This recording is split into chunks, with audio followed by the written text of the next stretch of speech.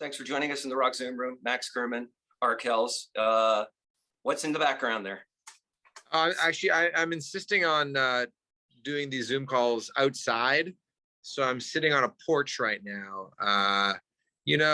We're really attached to our screens, like too much for my liking. So I'm like, if I can do this with some fresh air, I'll enjoy it that much more. So that's what we're doing. And the world's a beautiful studio, isn't it? Exactly.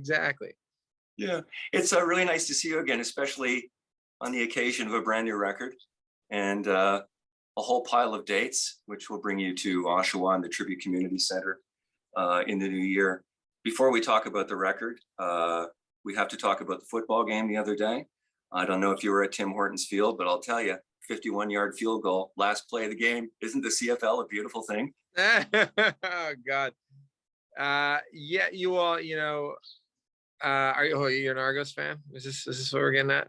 I'm a Toronto guy, yeah. So yeah, I'm a Argos fan, and I'm assuming you're a Tiger Cats fan. Yeah, well, the rivalry makes life exciting. That's what you want. You want Yankees, Red Sox, Maple Leafs, Habs, and Ticats, Argos. It's like that's what makes every week kind of fun. It's like I feel like when live music went away and when sports went away, it was just hard to get excited about much. So there's a truck that just went by, and now that these things are coming back into our life that kind of bring a little bit of light and excitement, it makes every week a little bit more fun. Yeah. I was so excited to see the CFL back this year. And stateside, for example, the NFL bringing fans back into stadiums again. Television ratings are up 17% in the US. And they attribute it just to the fan experience and that interaction that has that halo effect. Yeah, I think you're more interested in watching a game if your buddies are at the game or something. There's just more buzz in the city about stuff happening when people are going to it physically. So even though there's games happening last year in front of empty crowds, if the city's alive, it translates in so many different ways. And I think the same goes for concerts. It's like you're that much more excited to listen to an album if you can go buy tickets to the show coming through town. So I think the live experience is so connected to anything we do on our screens. And tonight, as of this taping, the Toronto Maple Leafs are kicking off their new season down at Air Canada Centre, Scotiabank Arena. And to your point about fans being back in the building, there were actually 1,000 tickets left for the game as of this morning. I don't know if they're gone yet, but I'm assuming that you're a big Maple Leafs fan, and that I'm wondering what your prospects are for the Leafs breaking into the second round of the playoffs for the first time in 17 years. Yeah, law of averages say we're looking good. And I'm a big believer in the law of averages. They come back your way eventually. We're actually performing tonight for opening night. So you should be able to see it on TV, and for people in the arena, we're part of like the opening ceremonies to bring hockey back to Toronto. We're doing a performance of our new single, Arm in Arm. So if you're tuning in tonight, tune in at 7:00. Oh, that's fantastic. Well, we're gonna have to get talking here because rush hour on the QEW. Yeah. I don't want you to be late. No, we can't have that. So look at almost 2 years ago, we were shut down, and in another time, you might have been able to carry on and do some work, but your audience would have been out of touch. And it's not something you asked for, but rather than hunker down, you guys really embrace the opportunity to engage with your fans, maybe in a way that you might not have given other circumstances. Yeah, I think a big part of our job is just sort of like reacting to what's going on around us, whether that's writing a song or booking a tour, or in this case, everybody being sent home because there's a pandemic happening around us.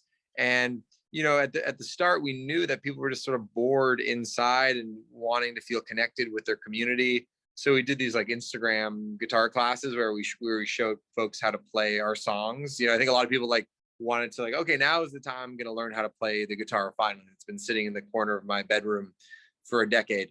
So that was a fun way to connect. And, we also wanted to make music that reflected on the time. And we weren't able to be in a studio together, but we did know how to play these songs acoustically from our catalog. So that's what made us record campfire chords, which is all done in the confines of our own home studios. So that was a reaction to what was going on in the world. And then when we knew the vaccine was coming our way and we'd be able to go to shows safely again, that's when we realized, okay, we can begin to put out these big sing-alongs that we've been working on in the studio together, which is the songs from Blink Once. So it's like each thing has been a reaction to what's happening around us. When you write a song, do you think about how it will be performed live? Yeah, I probably think about that more than just about anything else, to be honest. It's like, I feel like other guys in the band are more concerned about like the actual parts, which are very important. I'm more of a big picture guy, like, okay, and then I'm going to be dancing over here for that chorus, and then over here, maybe we can do a big drum solo, and then over here, and then the lights will do this thing over here.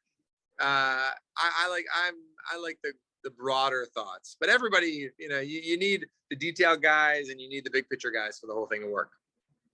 One thing I notice about the band is that everybody takes part in the writing process. I think every member is credited on every track on the new album. So it's very democratic. Is the band typically in lockstep, or is there sometimes a little creative tension that can sometimes be an integral part of the recipe or the chemistry? Yeah, I mean, I think we have a good working relationship, and I think we're all in it together. And we also realize that like not everything should be a group decision either. So it's like, there's certain things that like, Mike, our guitarist, he does all of our album design. And if you had 5 guys going, oh, what if we made it blue? Or what if it was pink? Or how about a little, they just wouldn't work. It wouldn't be an optimal way to create or use our time. So I think everybody has a lane that they are in, that they enjoy being in. But also, I think everyone has an openness to suggestions and criticism and collaboration. So it's an ongoing process. It's not like perfect by any means, but I think given the nature of a band working relationship, it's pretty healthy. Yeah, I love that analogy, the lane, because I can picture the merge lane and everybody signaling and then letting everybody in, being courteous drivers. Yeah. Courteous to the band. Congrats on the brand new album. It's called Blink Once. What's the title about? Well, naming a record is really hard, and like anything in art, everything's subjective. So what might sound cool to one person might sound goofy to another. Mm-hmm. And we're not really superstitious about anything in our band, except that every title of a record is 2 words: Jackson Square and Michigan Left, High Noon, Morning Report, Rally Cry, now Blink Once. And we're kind of just toying with the idea that like things can change pretty quickly in the blink of an eye, even. And we're like, oh, Blink Once feels cool. Like it's like, it feels familiar, but also feels like fresh, somewhat provocative. I don't know. It kind of like checks a lot of those boxes that you're looking for in a title.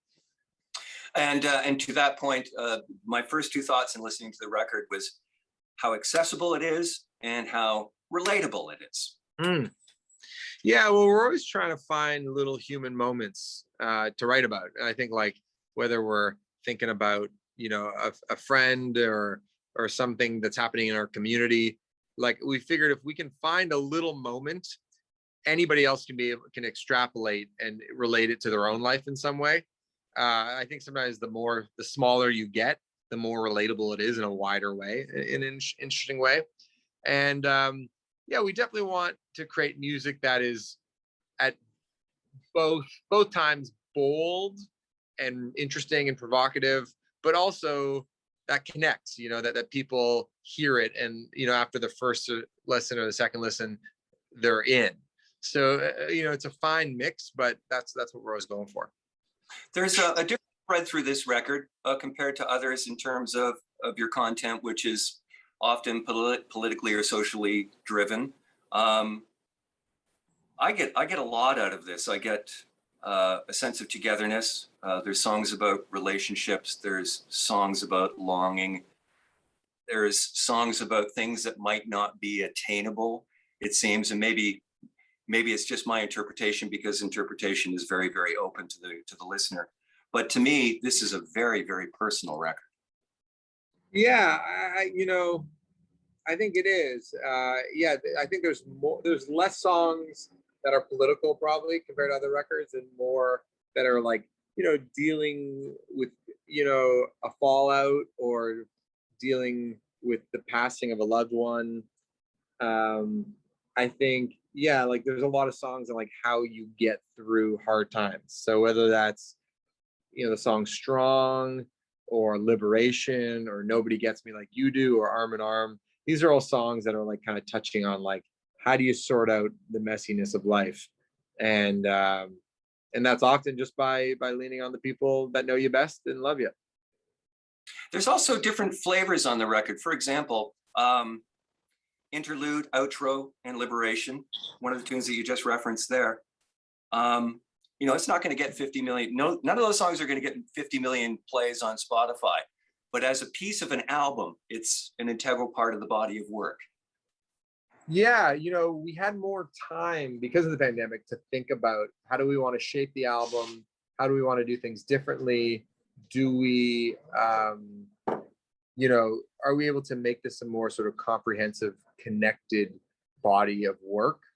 And sometimes interludes can be boring and skippable, but sometimes if you're listening to the album, as a whole, they can really connect songs, and make the singles that much more meaningful, because you have a sense as to like what we're going for. They provide a little context, a little background, and yeah, we like those connective pieces in the album. We've never done it before, but we're happy we did this time. Yeah, because nowadays it's so much more about the songs as opposed to a large body of work, which, Sgt. Pepper or Abbey Road, as an example. People don't seem to make albums anymore as much as a collection of songs. Yeah, I mean, I think each artist is in a slightly different spot.